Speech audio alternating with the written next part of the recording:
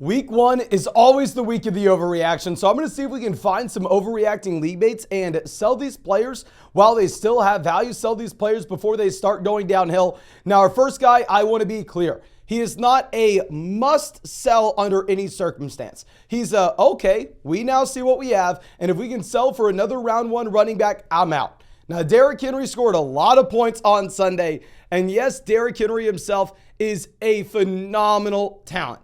He went out there and with only 3 targets, he has 56 receiving yards. He had 63 rushing yards at the same time. So he totals almost 120 yards. And this is what we've come to know him from Derrick Henry, right? I mean, Derrick Henry over the past 3 years now has averaged 121 total yards per game. But what we also had a chance to see with Derrick Henry is what the realistic workload may look like now that the man is going to be 30 years old later this season.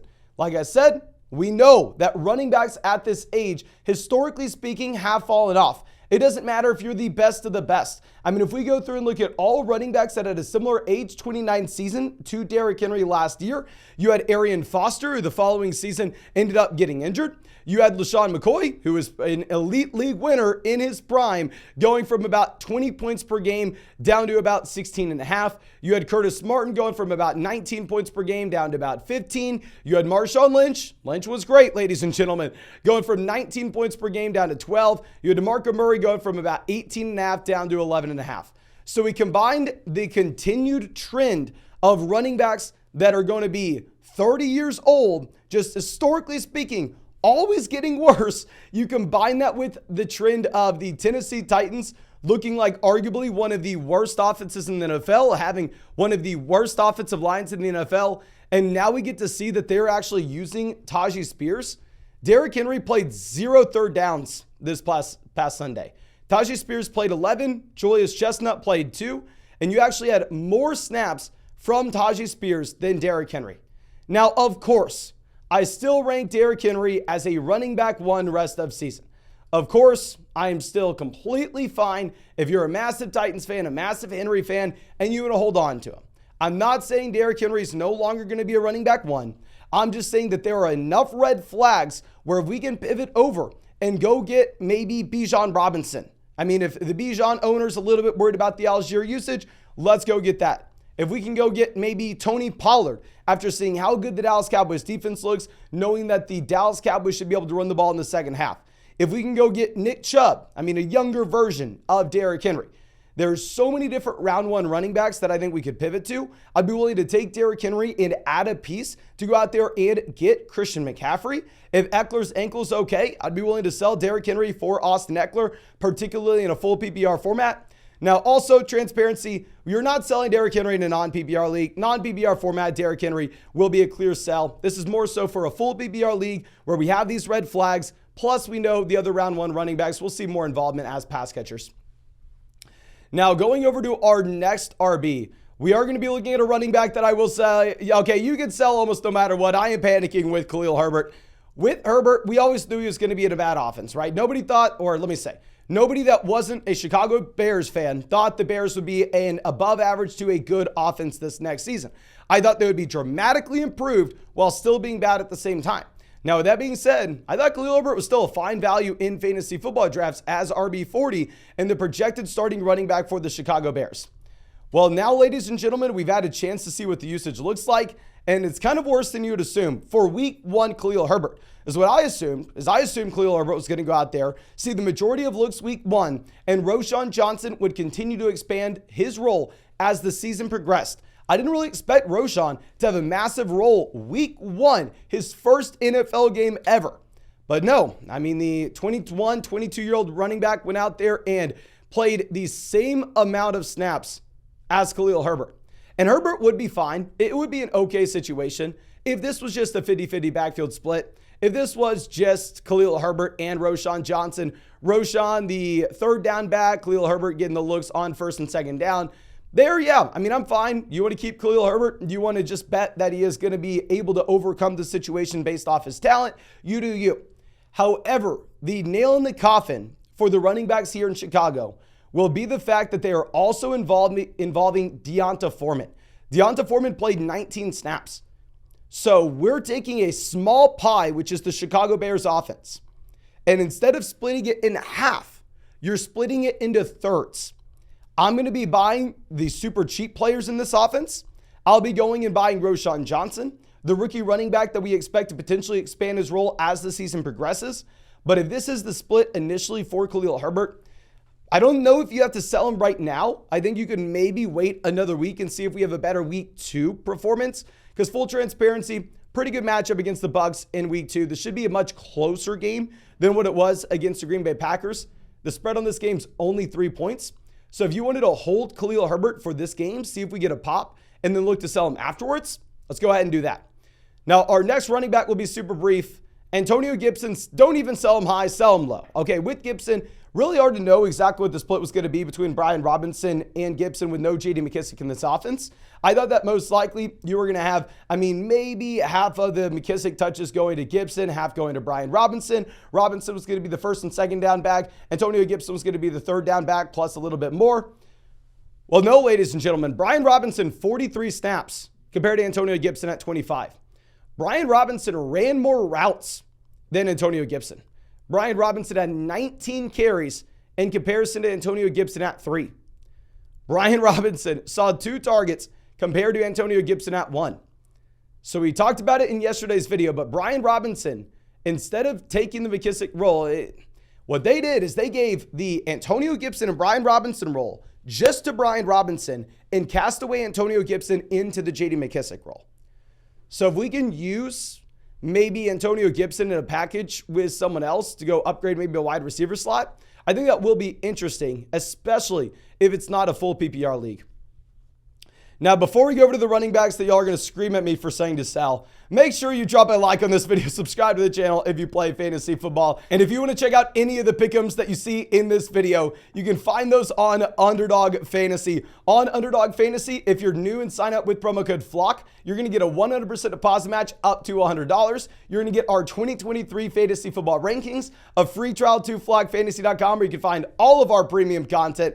And on top of that, if you're new to Underdog and use promo code FLOCK before the Philadelphia Eagles game, you are going to get a Jalen Hurts special pick'em more than less than half a passing yard. If you use promo code FLOCK after the Eagles game, you're going to be getting a Joe Burrow exclusive pick'em for Sunday more than less than half a passing yard. On top of that, if you're on Underdog, make sure you include Tua in your pick'em slip this weekend. That way you get entered in. Underdog's going to give away $100,000, $10,000 to 10 separate people. All you need to do is include Tua in your total yards pick'em slip. Now, going over to Breece Hall, this is a running back that if he was in a better situation, he would be a top 5 RB in the NFL. We all saw him on Monday night. And yes, the man's an elite level talent. The man is absurd. But fundamentally, Breece Hall is a loser from this Aaron Rodgers injury.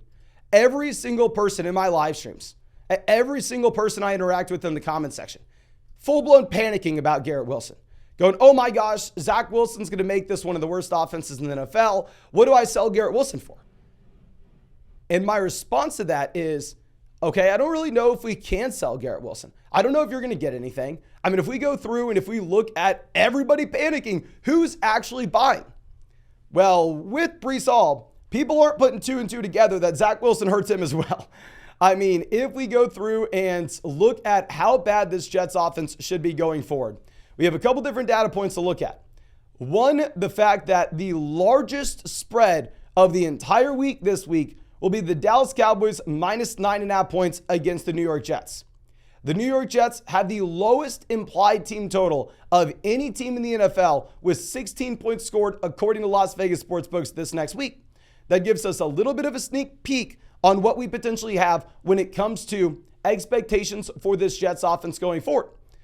Now, of course, I'm not saying they're going to be the worst offense in the NFL every single week. A lot of this has to do with the fact that the Dallas Cowboys have an elite level defense and 100% against another defense. The Jets maybe are a little bit better. Instead of being the worst offense in the NFL, maybe they're just bottom 5. Maybe they're just bottom 10. But regardless, it is a gross offense that we really don't want anything to do with. And at the same time, Breece Hall is splitting this backfield. Now, by no means am I going to say that the week 1 workload is going to carry over into the future.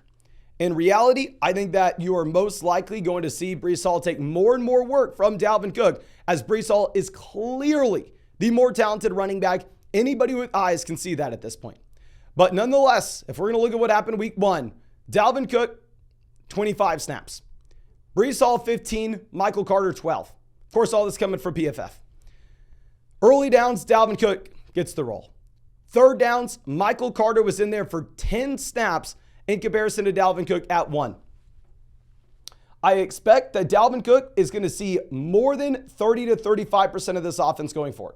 I expect the workload maybe is going to go in favor of Dalvin Cook, maybe with the 60-40 split between these other backs at some point this season. But as it stands right now, I expect Breece Hall to continue to expand his role going forward. I expect that the long-term split will be 60-40 in favor of Breece Hall. He will be the lead back. But as it stands today, Breece Hall is a committee running back and one of the worst offenses in the NFL. And he is being valued as a second-round pick. If we can take Breece Hall, package him with someone, and go get Tony Pollard, go get Nick Chubb, I am doing it in a heartbeat. If I could sell Breece Hall straight up for Travis Etienne, a running back that is the lead back in a very good NFL offense, I'm doing it in a heartbeat. This has nothing to do with Breece Hall's talent. I think if Breece Hall was in Travis Etienne's situation, and if Travis Etienne was with the New York Jets right now, I'd probably be saying the same thing in the opposite end, saying to go trade Travis Etienne for Breece Hall. But at the end of the day, I think this is a disgusting situation that many people are overlooking when it comes to the actual running backs because Breece Hall looks so damn good with his long breakaway runs. Now, going over to our next running back, I definitely want to have an asterisk here. David Montgomery is a sell in a full PPR league. If you're playing in a non-PPR league, David Montgomery is a buy. If you're playing in a half PPR format, David Montgomery is a hold. But in a full PPR league, you are going to continue to see the usage of Jahmyr Gibbs trending in one direction. Montgomery looked great on Thursday night, right? I mean, it was the dream game for David Montgomery. He goes out there and he has 55 snaps in comparison to Jahmyr Gibbs at 19. David Montgomery at the same time has 21 carries. David Montgomery scores a rushing touchdown on top of this. But if we go back to a full PPR format, what scores points? Is it 21 carries for 74 rushing yards and a rushing touchdown? Realistically, no.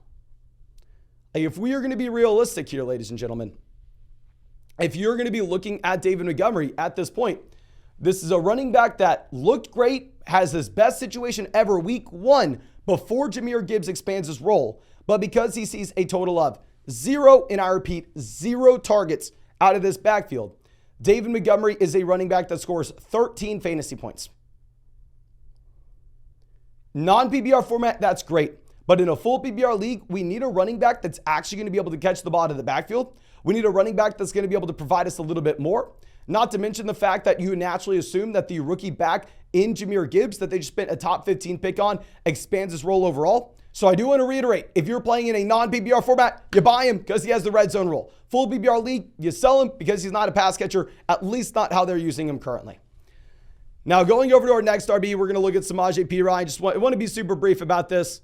Javonte Williams will continue to expand his role, ladies and gentlemen. Javonte was on a snap count week 1. Yes, perine led the team in receiving this past week. That's not going to happen again. Samaje perine is not a running back that's startable at the moment. I mean, as the season progresses and Javonte sees more and more work, you're just going to view Samaje perine as a handcuff running back if anything were to occur to Javonte Williams. And then our last running back here with Tyler Allgeier. I don't necessarily want to say panic sell. I just want to be realistic with how we view him. Tyler Allgeier is now going to be in the Zach Charbonnet, in the A.J. Dillon tier, maybe a little bit the top guy in said tier. Tyler Allgeier functionally will be a running back that you're never super excited to start, but you can start him if you need to, and you can hope that you get a rushing touchdown. The fundamental issue that I may have here is Bijan Robinson is clearly going to be the receiving down back in this offense. And this is a situation where the Atlanta Falcons will most likely not be winning the majority of their games 24-10 going forward.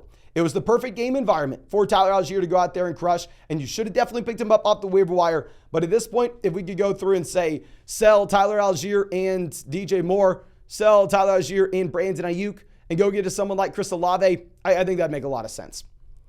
But I think that's all I have for you. Again, thank you so much for checking out this video. If you have not done so already, Drop a like, subscribe if you play fantasy football. And if you want to check out any of the pick'ems in this video, you can find those on Underdog Fantasy. If you're new to Underdog Fantasy and use promo code FLOCK, you're going to get a 100% deposit match up to $100, plus our 2023 rankings, plus a free trial to flogfantasy.com. And if you sign up before the Thursday night game, you're going to get a Jalen Hurts special pick'em, more than less than half a passing yard against the Minnesota Vikings. If you sign up after the game, you're going to be getting a Joe Burrow special pick'em, more than less than half a passing yard against the Baltimore Ravens.